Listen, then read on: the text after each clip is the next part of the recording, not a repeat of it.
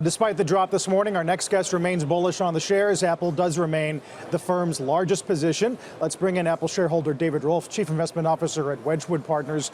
David, good to see you again. Man, we've been around the block with a bunch of people on this disclosure stuff this morning. What's your take? I'm actually surprised that they didn't do this a year or two ago. It's been very difficult for Apple's management to get away from the narrative of what's the next quarter, what's the units on iPhone quarter to quarter, and they would much rather talk about the totality of the ecosystem, the total installed base, and they had to do it sometime, and they did it, and it's a surprise, and Wall Street needs to adjust. We've been pretty spoiled. Not only did we get the units, but we get the channel fill as well. So Apple's disclosure literally was unprecedented, but I think it's high time. But David, isn't more information always better? I mean, as an investor, especially as you personally an investor in Apple stock, wouldn't you want to know everything you could possibly know about the financials on a quarterly basis? Yeah, absolutely, Morgan. The more information, the better.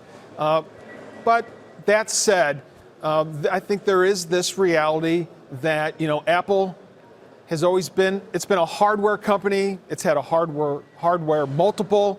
They've been trying every which way to try to change that narrative to more of this incredible ecosystem and software as services. And the new information we're going to get is software margins, and those are going to be some really clean GAAP numbers.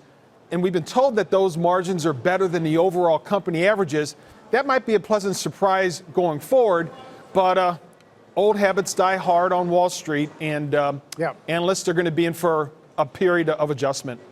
Yep, a lot of them are a little shell-shocked today, and it's been said already on our air that they don't like change. Are you at all concerned? I mean, one of the complaints of the morning is that ASPs are not driving a gross margin upside. I mean, are we hitting a level where people are unlikely to pay more for a phone? Well, interestingly enough, they've been really, Apple's been pushing the upper end, and there seems to be plenty of demand on the high end, and I still think there's some room to go.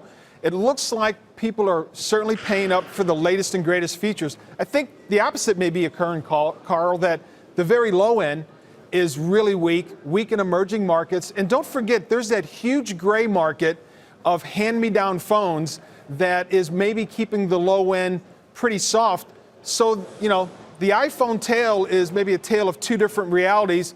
Again, getting back to the thought of, well, give us those unit numbers and let's have that discussion. So, there's two different dynamics going on. I still think they have room to push on the upper end.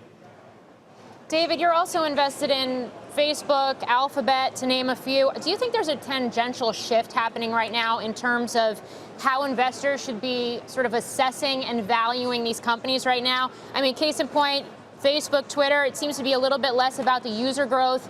Here with Apple, less about the shipment numbers.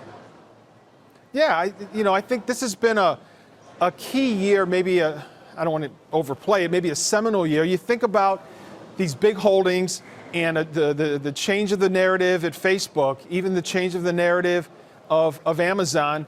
And a lot of these stocks are part and parcel of hedge funds and those pools of investor capital that have annual performance backing up those holdings. Think about this on Apple, which is really interesting. Just a month ago, early October, the stock was like 233. The stock was up almost 40% year to date. Into the print yesterday, the stock was up 31% year to date. If the stock closes at 202 today or 203, it'll only be up 19 or 20%. So, these stocks are probably in the penalty box for the rest of the year. I think Apple certainly is. And so the narratives have changed, the stories have changed, and this sector has been extraordinarily crowded. And that's why we're seeing this volatility. So, David, before we let you go then, given the penalty box, would you be a buyer or a seller or a holder of Apple shares right now? Well, Morgan, we're certainly a holder. We're up to our gills in Apple. It's our largest position. It's a 9.3, 9.4 weighted position in our portfolio. For those that don't own it, give it some time. I think the shares are going to come in. I think net over the next month or two, there's going to be a lot of people trying to book their year-end performance in Apple, and I think the shares are going to be weak. But let the company and Mr. Buffett buy even more then.